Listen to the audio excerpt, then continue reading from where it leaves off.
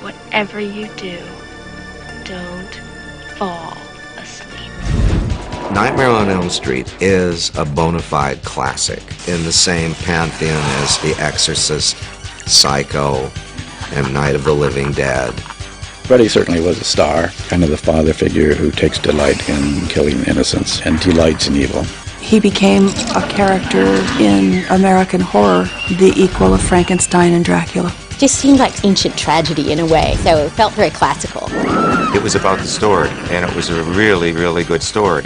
This is a smart, interesting little movie. It deals with reality and fantasy blending. It was one of my very first jobs at all. I didn't really know what I was getting myself into. The scene in the bedroom where the girl is going up the wall. Nobody's ever really done that kind of thing before. No apologies, nothing politically correct about it. Pushing the envelope, Wes Craven, come on down.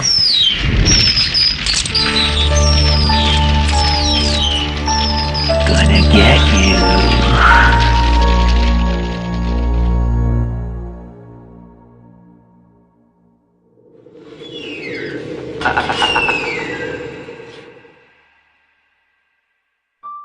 When I try to think of where becoming a horror film director came from, I can only speculate. First of all, I never thought of making movies until I was almost 30.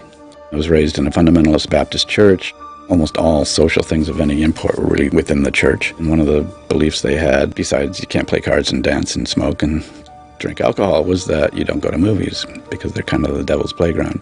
My father was buried in '45, somewhere around my 6th birthday. The few memories that I have of my father, I was really scared of him. He had an explosive temper, and you had the feeling like he could kill you at any time. It was just, one of those kind of guys. My first year in college, I came down with this very strange, unexpected paralysis. And during that time, when I came fairly close to death, I started writing poetry. That and my love of books and novels started going into writing short stories and things like that, but none of them were, about horror. Films didn't really happen until I started teaching college. We had an art theater that showed all the European films, fantastic Bergman and Fellini films, this amazing sort of fluorescence of astonishing films. That was my notion, is I want to do something like that. Quit my job. I just went to New York to figure out how to make films. The whole idea of doing a horror film never would have occurred to me. Really, it just was a matter of my having been working for this guy, Sean Cunningham, who hired me to do some syncing up dailies. Around 1970 is when I first started to make films. I really didn't know how, and I was learning how to make all of these mistakes and how to make movies. In the middle of all of that, I meet this guy named Wes Craven. He was a rock. He was a terrific assistant, and he became a really good editor. After we had worked together for almost a year, it was like, I've got an idea, let's make a movie. We were able to get some people to put up money because of our previous relationship. Sean said, the backers want a scary movie. Do you ever think of writing something scary? I said, no. He said, well, go write something scary, and if they like it, you can direct it. On a weekend, in 3 days, I wrote Last House on the Left. Kind of a raucous, balls-to-the-walls, escape criminals doing horrible things movie. The picture turned out to be very, very strong. You got to see Wes's special sensitivity for this scary, dark arena. I don't think Sean or I thought that anybody would really see it. When it opened, it kind of created a sensation, and there were riots and protests, and people tried to get into the projection booth to destroy it. I felt like, hey, maybe we got something here. After Last House was released, Wes felt that he had his sample reel and had a kind of a hit movie. Actually, after Last House, I didn't make another film for, I think, almost 5 years because I was trying to do other kinds of films. And then at a certain point, my friend said, I can get you money to make a scary movie, write something else scary. And that became Hills of Eyes. The Hills Have Eyes, another sort of strange, stark, semi-horror thing which he was able to get done. And at the same time, Wes had moved to California, was trying to make his career here and got to do a couple of movies. Wes became a successful director, but he's still haunted by this idea of going back and trying to do this special movie. Nightmare was written after I'd done 2 films back to back. I had made enough money on them to take 6 months off. So I basically took 6 months off and wrote and refined the script, Nightmare on Elm Street. Nightmare on Elm Street as a story seems to have its roots in these articles in the Los Angeles Times. The first article was about a young man, Asian descent, dying in the middle of a nightmare. He and the family had come out of relocation camps in Southeast Asia during the time of Pol Pot, when hundreds of thousands of people were just being slaughtered. About a year later, there was a second article. Then about 6 months later, the third, and the third one just got me. That was a young man whose father was a doctor. They had come out of relocation camps. He was having nightmares, and he was telling his family that there's something after me, and I'm afraid if I don't stay awake, it'll kill me. This kid decided he was going to stay awake. Sleeping pills the father had been demanding that he take were found under his pillow. He hadn't taken any of them. And he had a coffee pot in his closet full of black coffee with a long extension cord that he had hidden behind curtains. They were all sitting in the living room watching a movie, and he just kind of fell asleep. Carried him upstairs, put him to bed, pulled the covers over him, and everybody goes, thank God. Everybody goes to bed in the middle of the night. They hear screaming. They run into his room, and before they get to him, he is dead. Oh man, I got to do a movie about that. There are so many horror films that have used the dream motif. If we go back to The Cabinet of Dr. Caligari, the entire film is seen as a nightmare. They chose to make the sets distorted, expressionistic, nightmarish. But there was never a situation where a character lived exclusively in a dream world. Since I was in college, I've been writing down dreams and remembering my dreams, so I was kind of familiar with the whole landscape. I've always felt like nightmares are the horror movies of the psyche. Conversely, horror films are kind of the nightmares of a culture. They talk about the things that our normal, rational mind or our polite society doesn't really want to bring to the dinner table. I was trying with Nightmare on Elm Street to think in archetypes. It was very much built on a system of kind of archetypical thinking and nightmares. It was right in there that Wes started to talk to me about this character that operated in dreams and was able to cross over into real life. Right away, I thought, you have to have an antagonist. You have to have the killer. And then it was a matter of just kind of designing him. By that time, Halloween had come out and Friday the 13th had come out, and they both were very powerful and successful films, and they had somebody in a mask. And at a certain point I thought, kill him in fire, and then he can have a mask of just scar tissue, and yet he'll be able to be articulate. Fred Krueger, Mom! Fred Krueger! Freddy, the name, was the name of a kid who used to beat me up quite frequently. Where are you, Krueger? Krueger. It sounded very German and reminded me of one of the big war plants in Nazi Germany, and also it was an extension of Krug, who was the lead character in Last House on the Left. Freddy's hat was exactly the hat of a man who had scared me when I was a little kid, who I think was a drunk walking down the street. He just somehow knew I was there, and he stopped and he looked right at me and just held that. It just scared the shit out of me. His sweater colors were out of an article I read in Scientific American that these two colors were the most difficult for the human cornea or human eye to put side by side. The claws were the sort of pièce de résistance, and it was like, well, what does he have? Does he have a knife? Does he have a sickle? I think at that time we had a cat, and I just saw the cat doing this. You know, I was like, oh, yeah, right. You want to know who Fred Krueger was? He was a filthy child murderer who killed at least 20 kids in the neighborhood. The worst crime imaginable to me is to harm a child. The fact that he was a child murderer and a child molester was just about the most loathsome creature I could imagine on the level of what he did. The big problem was, how do you fight somebody like that? It became a matter of having a central character, Nancy, that dared to go into the nightmares, go into his territory. That's when I started poking around lucid dreaming and that concept that you can go into a dream and be awake. And I just invented this little conceit that if you were holding something when you woke up, it would come with you back into your reality. I brought something out from my tree. I would tell it in about a minute, and people would go, oh, I'd go see that in a second.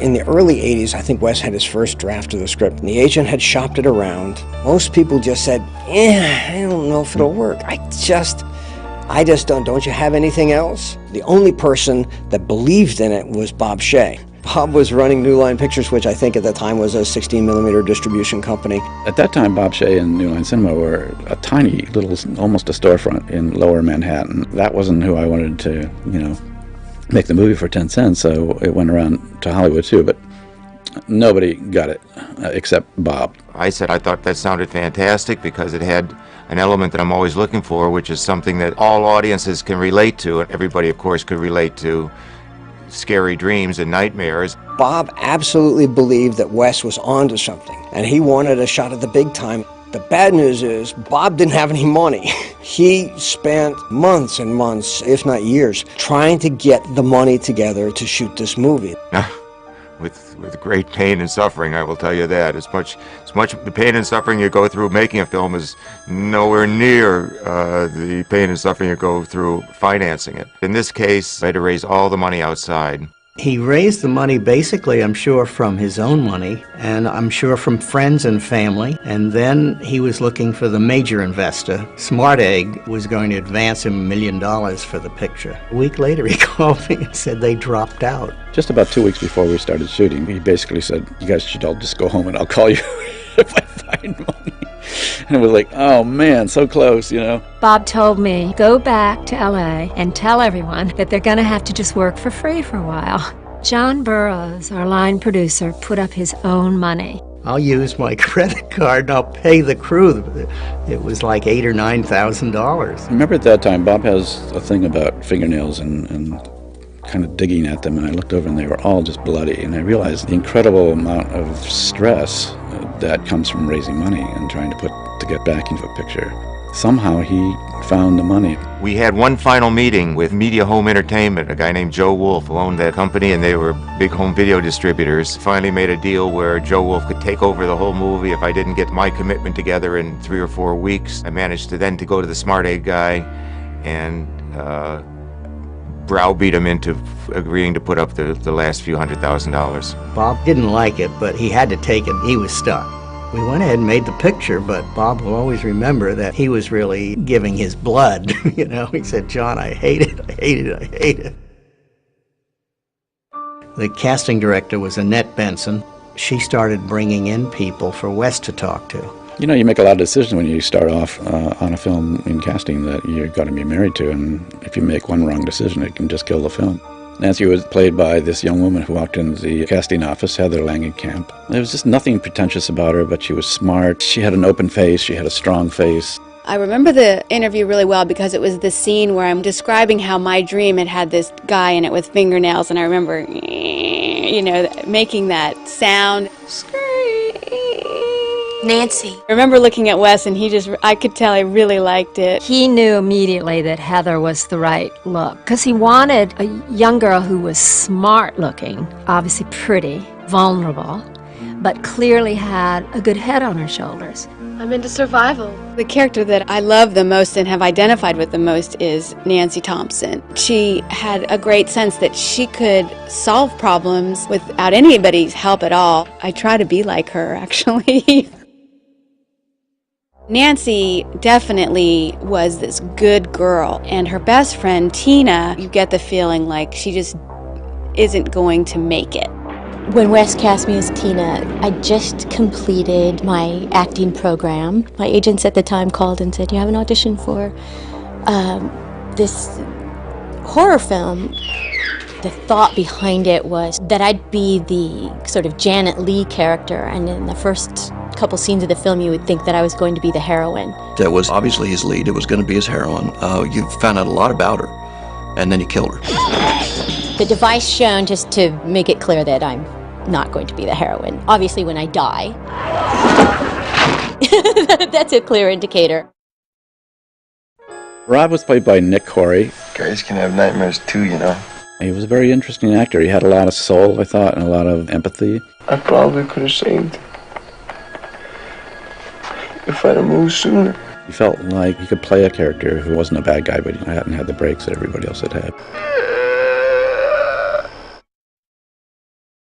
Johnny Depp had never acted, and Wes liked him and liked his look. Hi, how you doing? It came down to 3 guys. Johnny Depp was one, and there was just a name. I said, well, I'm thinking of this guy, which is not Johnny, and my daughter and her friend said, "Dad, Johnny Depp." Oh, he's sexy. He's so sexy. He's a dreamboat. Sexy and hot and good looking. His was a little bit more of a goody two-shoes character than I'm sure he was in real life. You know, he played such a pure as the driven snow kind of guy. Why would anybody want to kill me? Johnny had never been, to my knowledge, in front of a camera before. I won't screw up. He was just terrified that he wasn't doing a good job. Woo! You know, after we were shooting a while, I said, "Johnny, you're doing great." One of the conditions when we got the rest of our money was that we needed to have a name, at least a name or two, so that we could sell the picture foreign. We were so excited by the fact that John Saxon was willing to do it. John Saxon came on board, and he was quite a name at that time. He was a very well-known actor, and he had been part of the Hollywood studio system before it was disbanded in the 60s. He was a heartthrob when I was growing up in Caldwell, Idaho. He was the kind of actor that girls sent away for the 8x10 glossy. How you doing, baby? He played my dad perfectly, and I felt very secure at all times when I was around him and acting with him. Ronnie Blakely played Nancy's mother. Are you okay? She had been in Nashville, the Robert Altman film. Fred Krueger can't come after you, Nancy.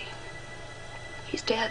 Ronnie Blakely, she had an incredible life. She'd hung out with Bob Dylan, and she had been nominated for an Academy Award. When I met Wes Craven, I was somewhat surprised to see that he was such an elegant, soft-spoken man. It was a thrill to work with him, and he couldn't have been nicer. Are you okay? I'm okay.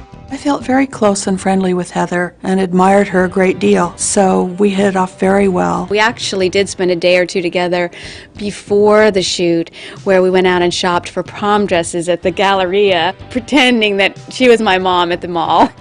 I loved this scene in the kitchen where she's treating me like I am crazy. She slaps me. Ronnie really slapped me. We both were very buried in that scene.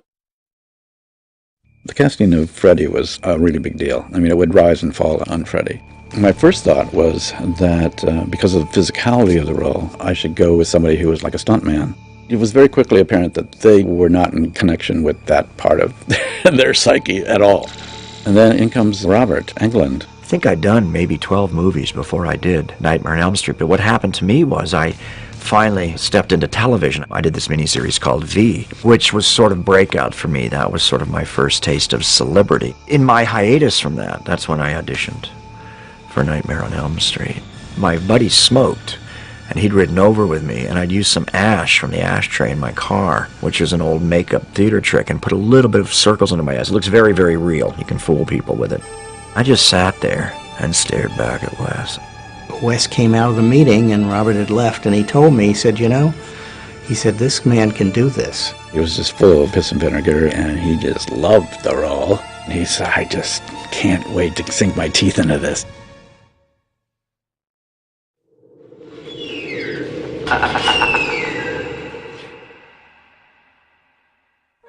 When Wes started shooting Nightmare, there was enormous pressure on him because he had believed in it for so long, and now it was sort of like put up or shut up.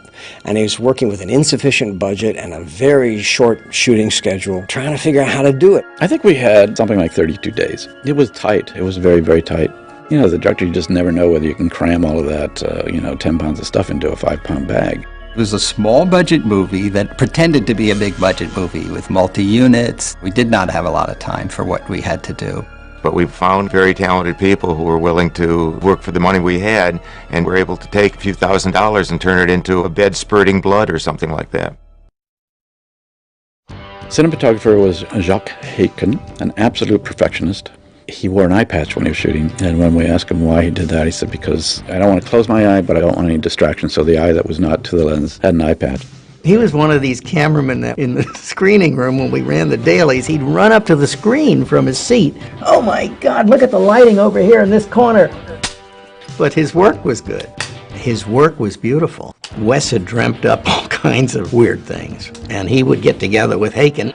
He and Wes were working very tightly together to get what they wanted. We do plan shots. There's a lot of storyboarding involved, and it's very premeditated. But you still have to leave room open for free thinking. You see a hand and your eye is drawn to it. There's your close-up of the glove. And watch Robert Englund, sort of flip out in that makeup and go, where's the heat? And make sure we get that on the film. The shooting was done at Desilu Studios, what used to be the old Desilu that some independent equipment house had purchased. We rented the space, and we actually built the whole house on the stage, first and second floor. Then we shot in West Hollywood. There's a wonderful little street called Genesee that when you pull onto it, it's like you're in the Midwest. It just has beautiful overarching trees. So that was our exterior location. It's a very noticeable house. I do remember it really vividly. A lot of the scenes at that front door and the rose bushes and the trellis, I do hope those people forgave us for anything that we broke. The neighborhood was very upset at us. There weren't too many films going around on the streets in those days. Then they became interested in the picture when they saw us shooting at night and when Freddy was out walking around. Oh, look at him, there he is, I told you, what a gruesome. And so we were starting to get crowds coming around. And then we shot in Venice, California, some of the back alley stuff. I've often thought, I wonder what all those neighbors thought in the middle of the night, because I was screaming at the top of my lungs running down this alley. The boiler room was a power plant of the Lincoln Heights jail. We went down and looked at the basement, and it was just perfect. We looked at a lot of boiler rooms. Most of them were very clean and kind of, contemporary, and I wanted something very dungeon-like. And this one just fit the bill. It was just creepy. I mean, it was clearly a place filled with so much anguished emotion. God only knows what happened in there. All the pipes had been wrapped in this insulation, and it was all broken open, and this stuff was falling out. A year later, we discovered that the place had been closed down because it was just full of asbestos, and I realized we were all in there sucking up asbestos for like a week. It's guerrilla filmmaking. One had to really be prepared and stay immersed in what you were doing because the whole movie is special effects. I just kind of assumed that that's the way movies were made in Hollywood, Only lately when I see how the A-list stars are treated, I'm like, wow, that was really low budget, wasn't it? But I had nothing to compare it to, so I was perfectly happy. We laughed a lot on the set. In a horror movie, there's so many ludicrous things going on with the stage blood and the makeup and the melodramatic style of acting sometimes that you really have to embrace because everything around you is larger than life. But you kind of got to giggle, and Wes certainly knows that and encourages a little bit of that so then you can get down to business.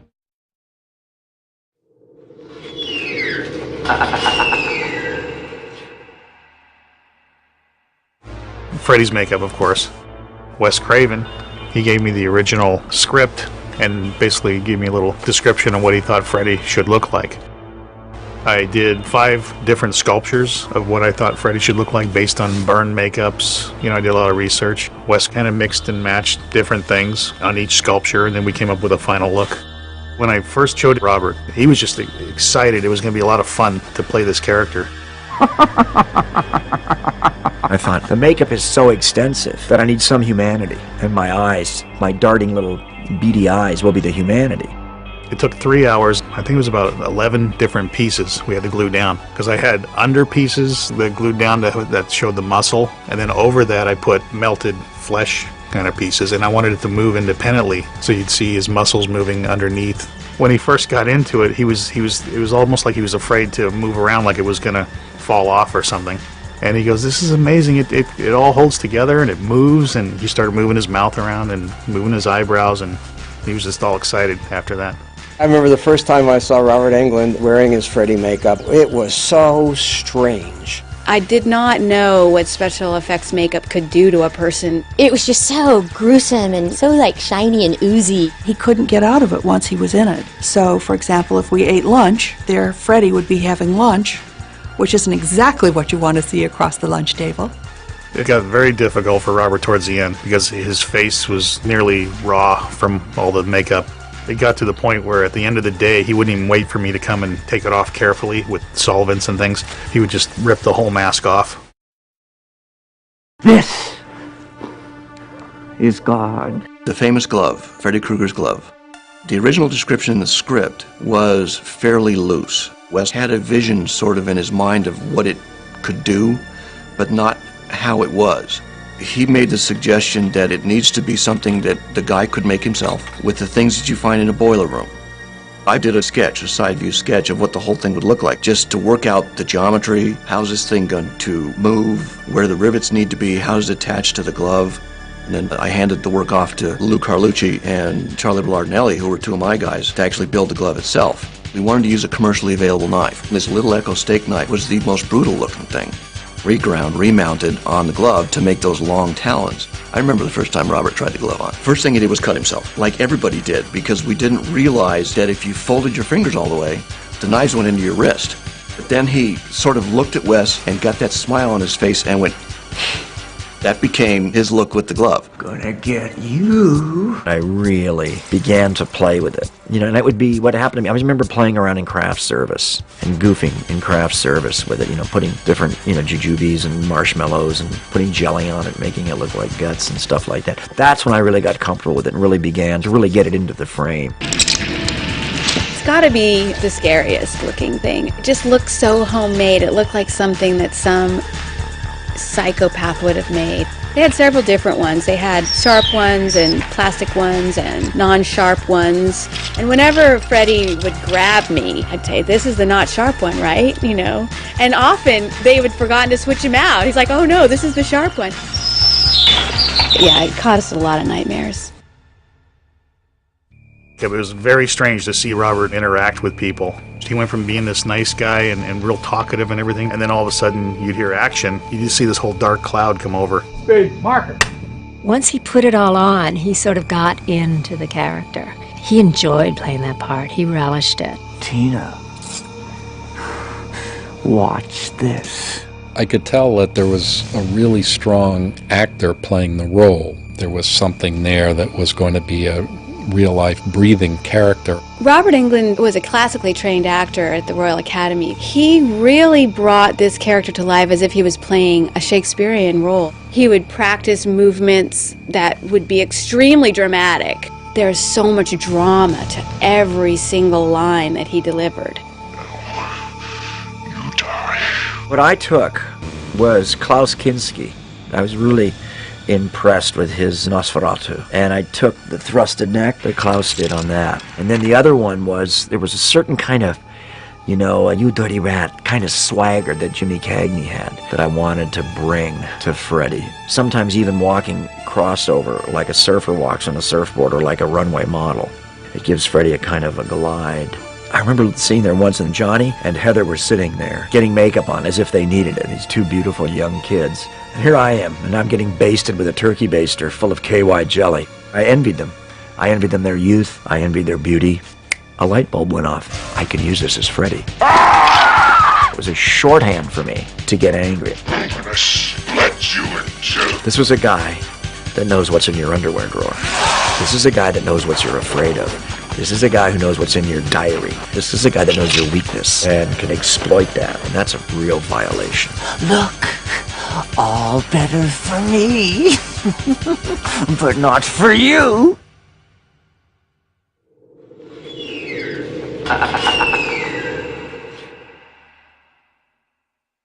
Wes Craven had a tremendous mind for effects. He was so good. I could sit there and he'd tell me what he's going to do, and I'd say, well, we can't shoot that, Wes. We can't.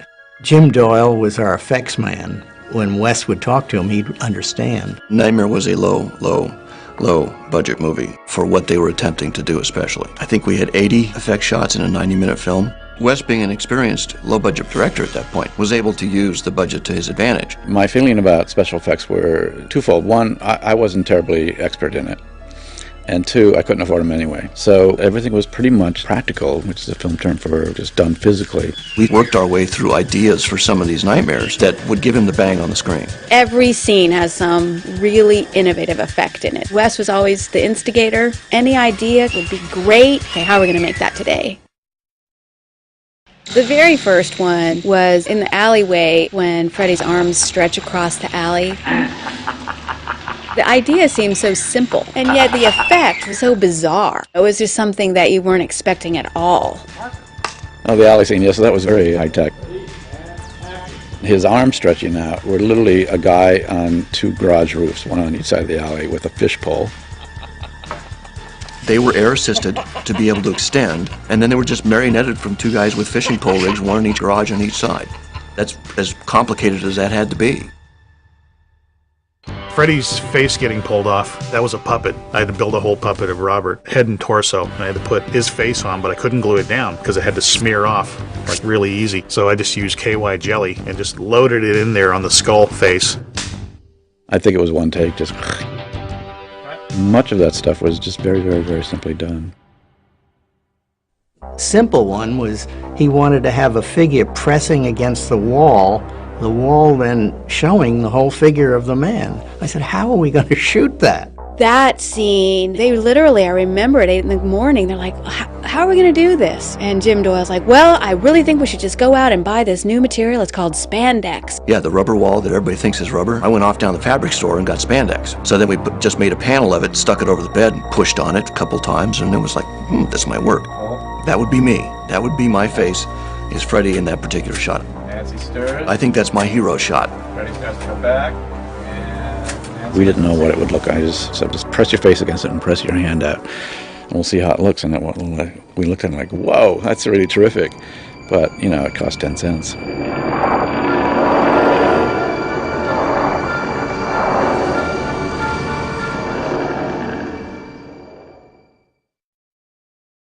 Of course, the bathtub scene, which is probably people's favorite scene.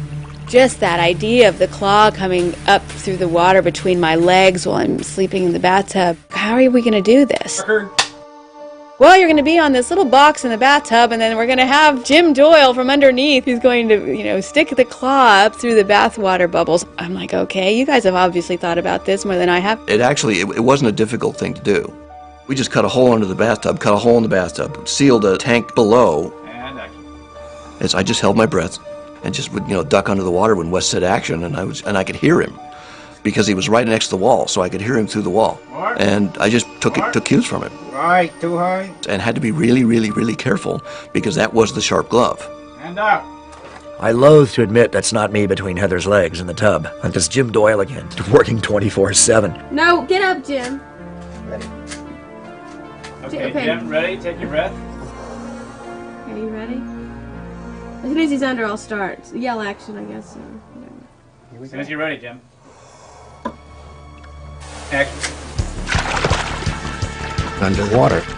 That was all done at a pool with black plastic sheeting so that you couldn't tell how deep the pool was. It looked like it went forever down there. We all went under that Viz Queen on the scuba equipment. We all thought we were going to drown. We all just thought this is the most dangerous thing we've ever done. There's some props that the special effects guys bring onto the set. I think Wes invents these kinds of things to just get me. I have to get over that, and it usually takes me a couple of minutes. I was in the lab one day putting the phone together with the mouth and the mechanical tongue. It was a cable-operated tongue device, so he could make it go up or down, left and right, and pull it in and out. It was just like a simple prop, you know, and all it did was just that. Then when I saw how it worked, and I saw the line that was going to be read, I knew that that would become one of the most famous lines from the movie. It just had all the ingredients of being one of those great movie lines. The thing I walked away the most from the entire film was that I felt that it was a film about blood. No!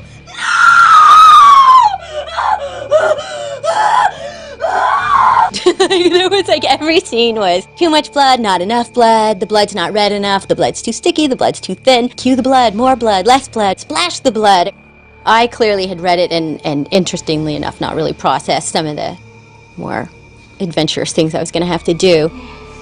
One day on the set, a prop guy came up to me and was like, oh, now, just wanted to show you the body bag. And I'm like, all right, like, why you're showing me? That was awful, being in that body bag. Your psyche does not want to be in that bag. You hear about body bags, you're just not supposed to be in one. Also because I was sharing it with creatures.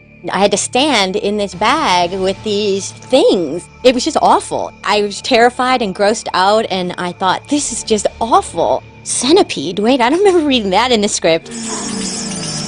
They shot with my face with a rubber centipede, me pushing it out, and then they used the cast face with a real centipede. I don't know what this has to do with acting. I don't think I want to do this.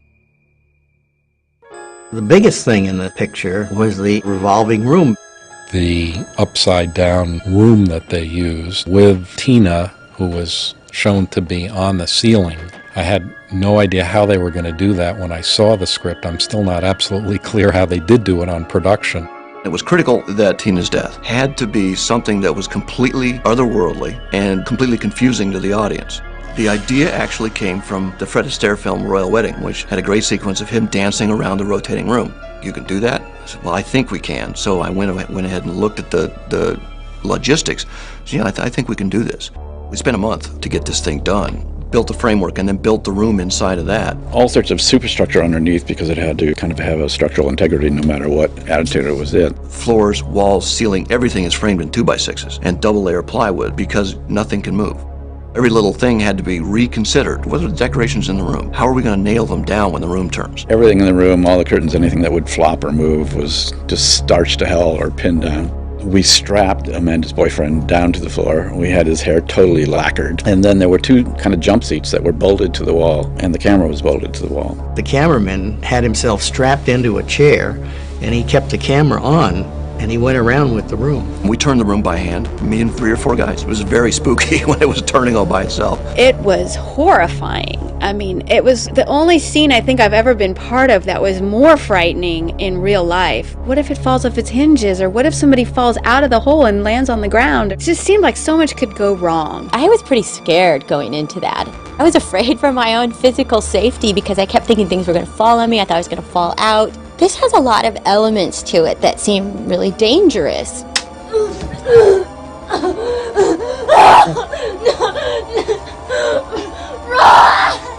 We shot the whole sequence and just dragged Amanda up the wall. It just was the spookiest thing in the world. The only thing was, as soon as anybody walked into the room, they got totally nauseous because it was so disorienting. I look up and there's the bed above me. Completely freak out. I get complete and utter vertigo and I start to feel that I'm falling. Wes's head comes through this hole in the floor and he's like, look, I'm standing on the floor. This is my head. You're on the floor. You're looking right at me. Amanda, this is down, this is up, this is down, this is up, just before the take. And action. No!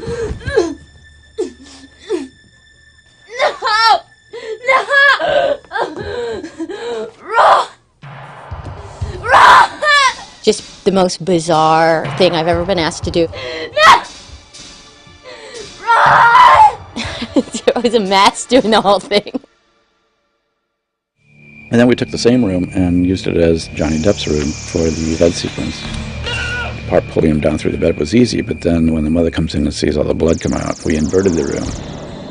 It's actually inspired by Kubrick a little bit, because The Shining had come out, and there was that scene with the blood spilling out of the elevators. I thought if he could get away with it, I could. Roughly 220 gallons of the blood, as we called it. This was actually made with water, with food coloring and a little bit of poster paint to make it thick. It was stored on a scaffolding above the stage. Imagine it's like a lottery drum. There's a platform with guys waiting at the top. The drum turns, and when it hits the mark, boom, and that's the bed. Nobody could see anything because the room was all closed. All we could hear was this thunderous pounding on the floor, which was now the ceiling, of all this blood dumping into the room.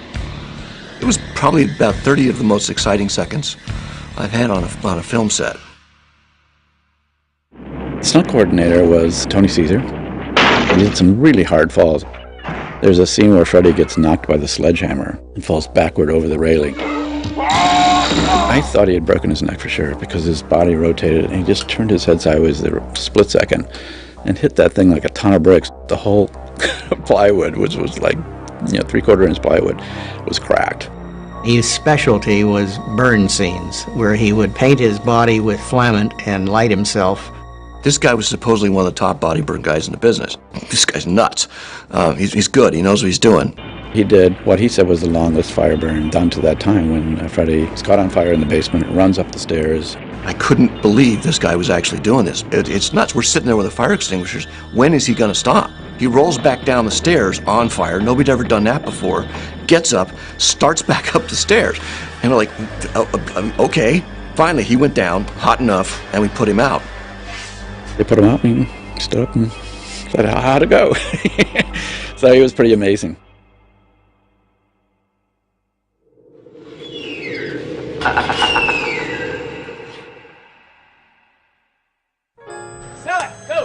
At the end, as we were finally winding down, and I'm sure the money was running out, there were some days where there were some extra people on the set kind of looking at us, and I got the sense like, okay, these must be money people, and they must be nervous that we're not done yet. In the middle of all of this, I was talking to Wes and asking him how it was going, and he was telling me about the shortage of time and money and so on, and I volunteered to come in and try to shoot second unit to pick up shots, and I said, look, just tell me what you need, and I'll go try to get the shots. You'd work for 12 or 14 or 15 hours, and you wouldn't get everything that was on the call sheet. My day-to-day concerns were keeping people working. We had growing discontent with the crew because we were falling behind. I asked Bob, what do I do? I've never produced before. I've never represented a studio on a production. Bob said, just keep pacing back and forth, looking at your watch, and sign. One day, we were doing an inside scene where I was running through the alley and I'm being pursued by Freddy. Cut my foot open, and I remember Bob Shea going like, do you really have to go to the hospital and get stitches? I'm like, I think I do. Oh, this actress, God, so what? Her foot is bleeding a little bit. The scene where Heather puts her foot in the carpet and it sinks through, that was one of my dreams, one of the horrible dreams that I had when I was a kid.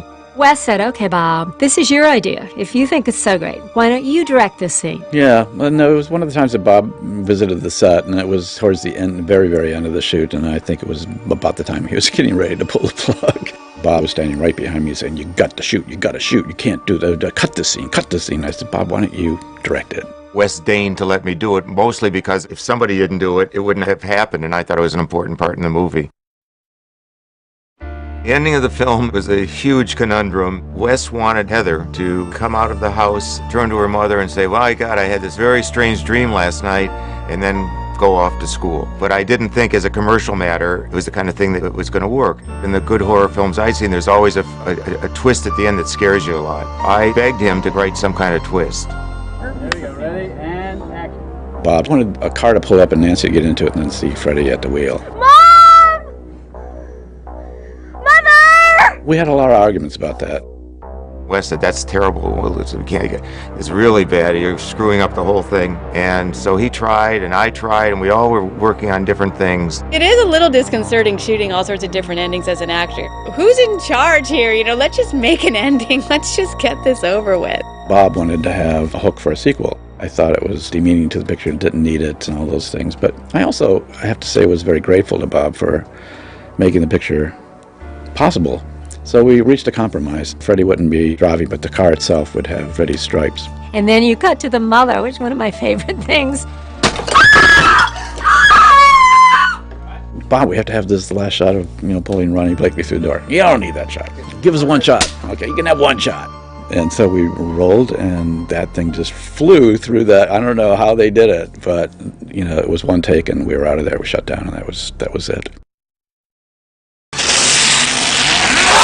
The editing was done in New York. That was obviously because we didn't even have an office out here at this point. The first time I saw the film, Bob and the editor and I sat in a screening room and they rolled the film. Film finished and the lights came up and there was a long pause, and then Bob turned around, put his arm over the chair, I'll never forget this, and looked at me and said, do you think there's a film there at all? I said, yeah. I think we cut for, 4 or 5 weeks. Suddenly this terrific film emerged. It was intense, but very, very exciting. The big challenge was how much to show of him physically. We didn't want to overdo it in terms of the scary thing in the movie being too much in your face. And of course his voice was so good as well that he was able to create tension without seeing him. One of the really effective things about this movie is that when you're shifting between the nightmares and dreams and actual reality, it's not that obvious.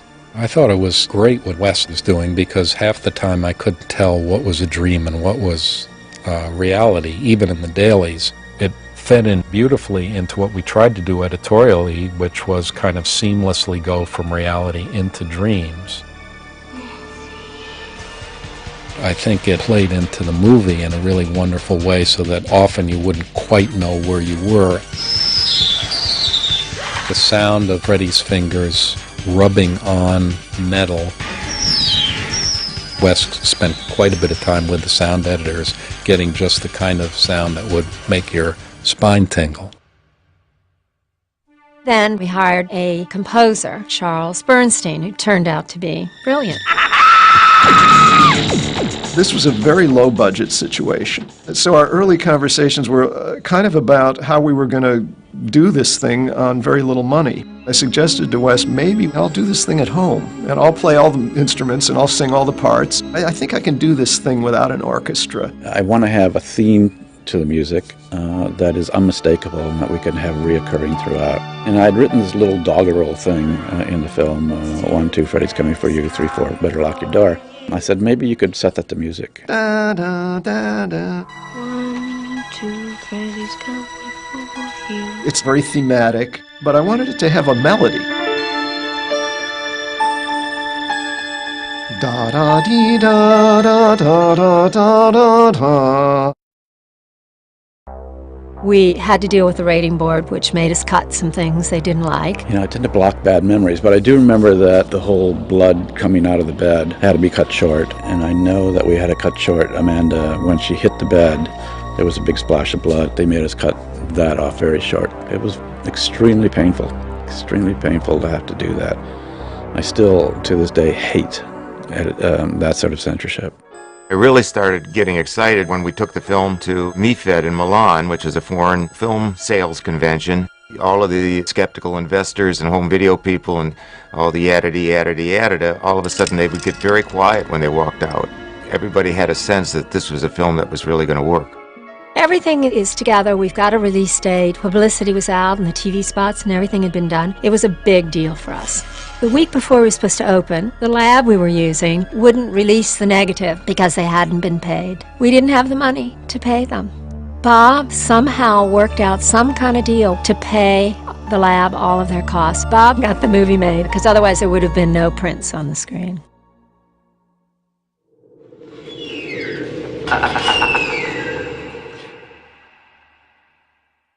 That weekend the film did well. I think it was #1. Beyond any expectation. It just became a big hit. Wes was a wonderful director, and Bob Shea is fabulous. We have a new producer in town. It's a hit. People were lining up down Broadway to see this movie. It was like live theater. I mean, people were running down the aisles, talking to the screen.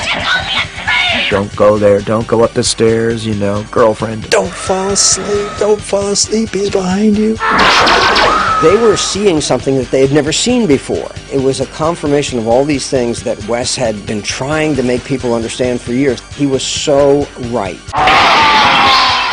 As it played, its reputation grew. All over the country. It wasn't just a New York movie or a Los Angeles movie. Nightmare on Elm Street played for everybody in all cultures because everybody has to fall asleep at night. It became a cultural phenomenon. I did a show once with Robert, and as soon as Robert walked out, the kids stood up and started chanting, "Freddy, Freddy." I have never liked him in the way that his fans liked him. I always felt like he was like the sickest, most depraved, disgusting, evil, devil character.